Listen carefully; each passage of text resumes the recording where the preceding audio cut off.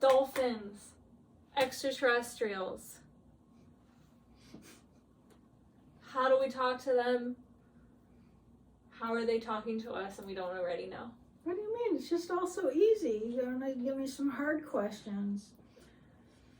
The dolphins are always talking to us. All we have to do is tune into them. They're always talking. They're talking. It's just like communicating in a different frequency, and then it's like talking to a dead loved one, or navigating in imagination and dreams, shifting your frequency so you can match them. That's what the 1111 symbolism was. The two hallways where you match up. One hallway is where you're at, and then who you want to communicate with is in the other hallway, and you got to line those up so that you can talk. So it's like it's as much as your job as the dolphin or the ghost or it doesn't have to be dead to communicate to somebody. You can also communicate with people by sitting in a dark room and conversing with them. So it's just a matter of your brainwave length and how willing you are to go into your imagination to communicate with What others. is the optimal brain wavelength for psychic communication? Well, like paintings, and alpha is like artist, and then you go into theta where you don't feel like you're working at it, it's just kind of coming through you, and theta is like you're tuning into the imagination world, where imagination, it's just a vibration that takes you to a deeper visionary state, and then that deeper visionary state, man, that's just like endless. That can go far. Yeah. And then there's gamma, where the monkeys, where wildlife. I'm not saying that's monkey brain. Well, Isn't alpha pretty monkey brain? No, or alpha's like. That's not what we're talking about. We're talking about gamma and the wild. Like, that's why I corrected myself with monkeys. If they're not in the wild, they're not in gamma. Whatever kind of birds, maybe they're in gamma wavelengths. Anyway, those are like brain states where we can get better at through like looking at color and vibration of fantasy is really important. And if people don't fantasize, then you're just in your head. You're just intellectual. But can fantasy be harmful? Of course, everything is yin and yang. Because I think, as someone who's engaged in a lot of fantasies, sometimes I wonder if it's destructive. There's always both sides. Because it takes me out of present time. There's always too much of one and not enough for another. So the middle path of equanimity and neutrality is the goal of an earth life to me, is learning to find that balance. And it starts with your body. The body tells us, the body wisdom, it tells us what's right or wrong. We can ignore it, of course, but it's like, it's there. It's like a dog, it's not gonna lie if it's hungry. It's like, where's my dinner? It's 5 o'clock. Yeah. The body doesn't hold back. And it helps us to understand that it's the vessel to receive the imagination. And you can't lie to the body. What do you mean? You can argue with it. What do you mean? The body's. But the body's you an intelligent. You can't pull one over on the body. The body's an intelligent expression of life, and life is very sophisticated in its design, and it is extremely intelligent. And if you don't do what it needs, it has an opinion. It'll talk to you. But how do you think, as a psychic, how have you most often encountered people's bodies talking to them? Pain. Ticklish. Ticklish, like me. I'm very ticklish. Oh. Do you think ticklish leads to pain? Yeah, of course it can. Yeah. Depends on how. We're talking about the body wisdom and how it talks, and then what I'm saying is that when you, I think I'm hearing what you're saying. If the body is ignored, what's the link? Yeah.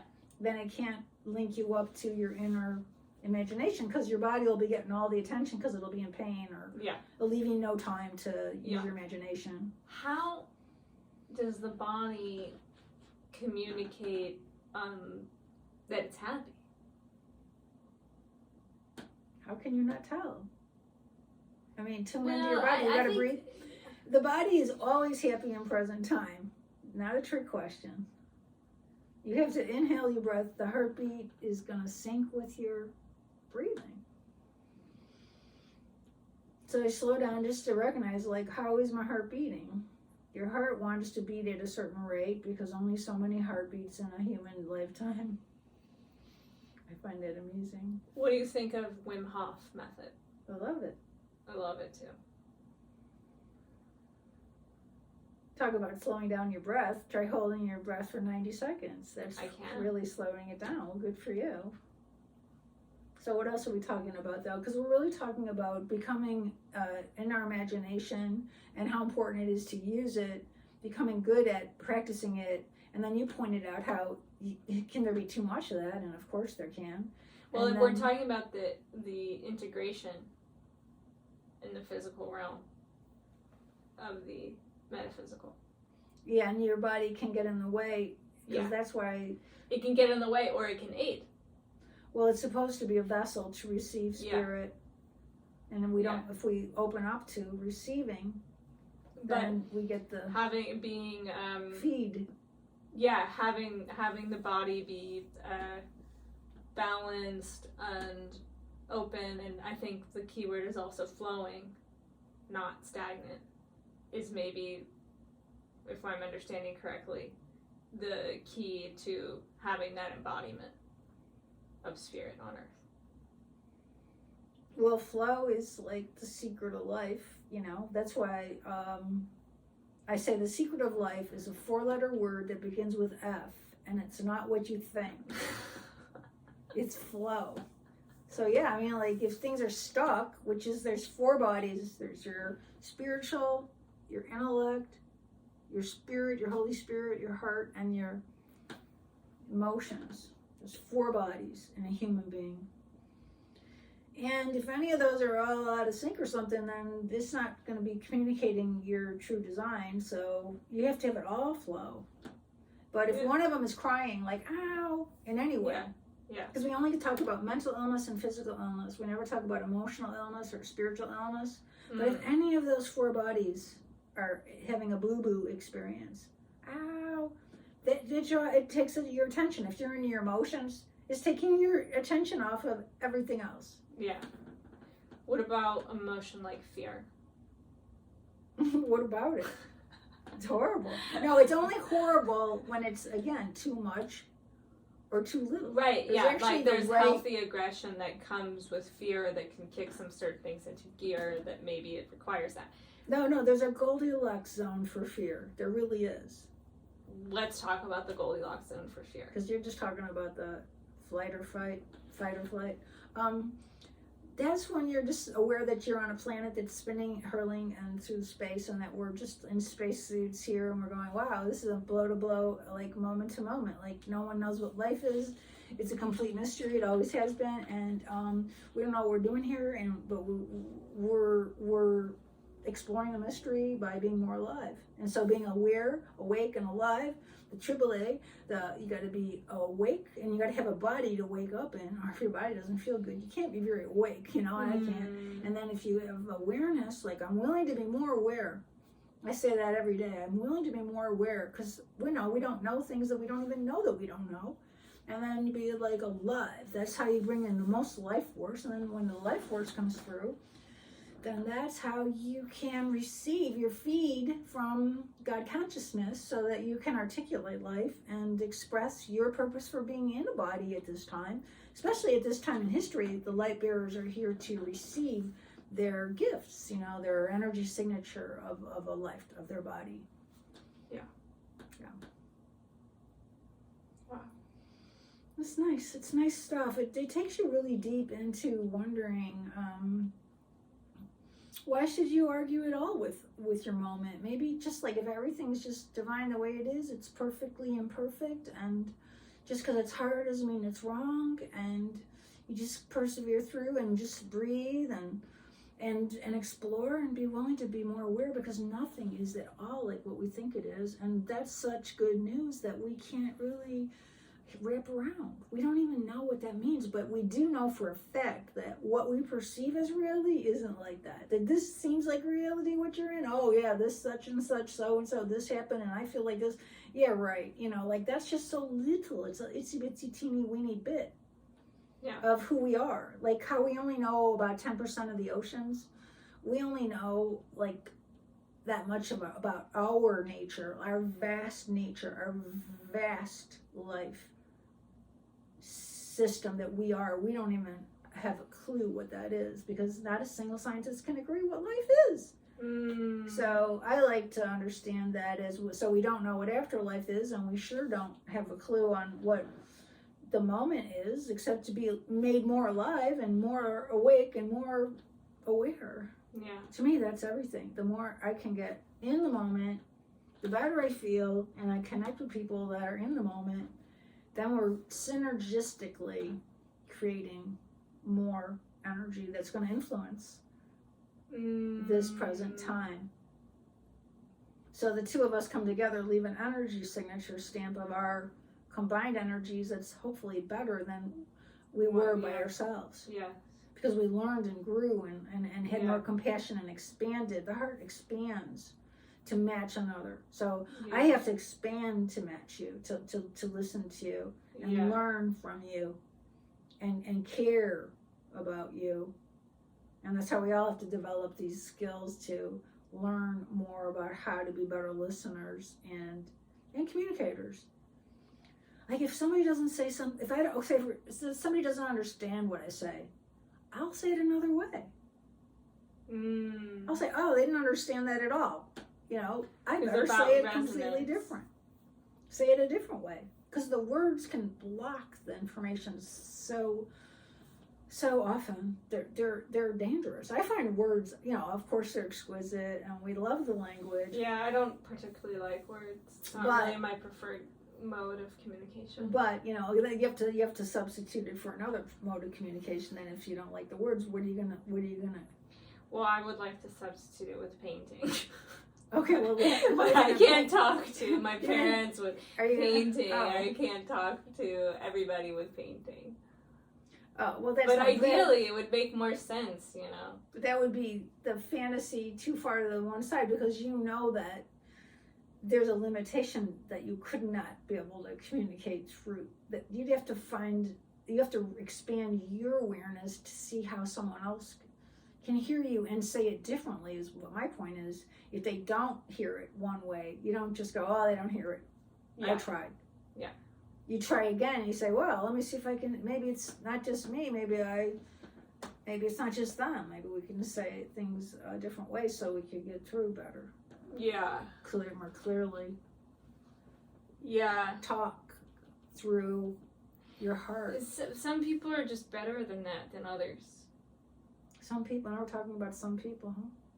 Yeah. I love talking about generalities. No, but it's not, it comes naturally, communication comes naturally to certain people. So where's your question? It wasn't a question, I'm just making conversation. Oh, but that's a dead end. Wow, we just did it. A lot of people. Now we're not able to connect. No, because you want me to just ask questions? No, I'm saying that when you say some people, I always get triggered by that, because it's like, how do I know what? I mean, like, why am I even thinking about some people? Or like, that's a very vague communication. Some people. I just didn't know what you were saying. So my quip was to say, because we were talking about asking questions. Yeah.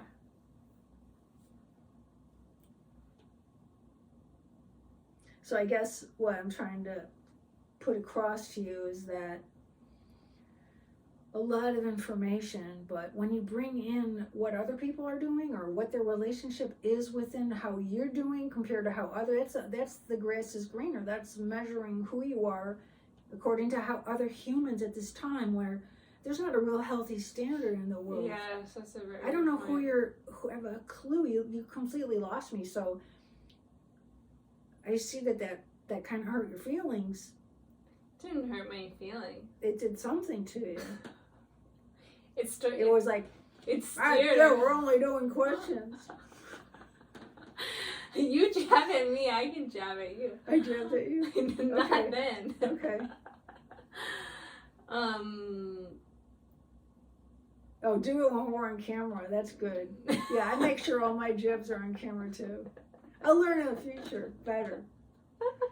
Whatever they are. All right, let me try to find one. Like, everybody's going to be dying to know what a jab is. I'd be like, oh, when I said to do one thing and you did something else, then I should say it twice. I guess that's a jab.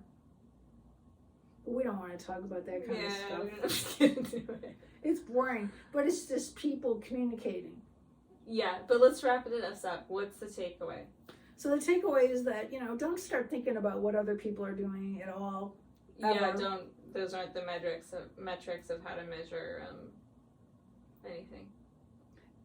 It just doesn't help because you're going to have a common reference and you might want to, you don't want to hurt people's feelings and you want to communicate with them and you want to hear them and love them and care for them, but you don't want to do things according to what other people do so that you can reference how you need to be. Well, our goal is to go inside our hearts and find our own path and learn that we have what we need within ourselves and the ability to go within and not check in the outer world constantly to see if you're doing okay. That's the temptation of these times, but it's still the same trick. The age-old trick is to go deeper within yourself, and you have all access to all answers that way, and there's no shortcuts outside of ourselves, so it's mostly a delay. Yeah. When you want to talk to me, somebody starts talking about what other people do, I'm like, oh, now we're shooting the bull. Now we're not talking about anything. Because there's just we're not really talking about anything because we can't know what other people are doing. But we can know what we need and we can go closer into the discipline and the meditation tips of what we're focusing our awareness, keeping ourselves in our aliveness and our moment. This is where it all happens in present time breath work with the moment. It's not boring, it's where all the action is, and the deeper we practice it, the better we get at it, and the more we can reap the inner information that we need in our day. Your nighttime, and then we go to sleep. Tonight, when you go to sleep, you're going to need more of you and meet more of you and find what you need in your dreams and bring them back into this waking state. So as a closing note, let's have a dream exercise. Okay. Where tonight you're going to have a takeaway dream, where you're going to wake up and you're going to be able to remember a dream and bring something from that dream into the everyday life. So if I played guitar or something and I played a different guitar or whatever, just if something shows up in your dream, you do that the next day. Last night I was playing with my little guitar. I don't know where it is, it's right here. And so when I had this guitar, I was playing this song, and I had a dream that I was using my other guitar. So when I woke up, I got my other guitar down. It was heavier, so I didn't bring it. But I said, I started thinking about my other guitar. When you die, do you go up in the sky? Do you go way up high? Do you fly? Is the earth no longer home? Galaxies to roam on your own. Don't let the stars and the planets distract you from feeling your heart. Don't let the everyday challenges keep you from healing your heart. We are born, later we will die. Push the daisies high, by and by. We are just water turned to dust. Fearful need and trust. What's the fuss? Don't let the stars and the planets distract you from feeling your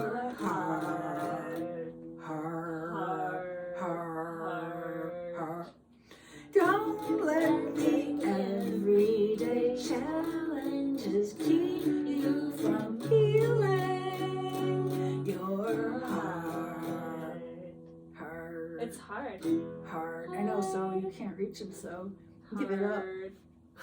See, I jammed on that jamming note. Give it up. Yeah, we're gonna die. So, but when we die, we can learn the language now. When we turn our eyes inward, then we practice the language.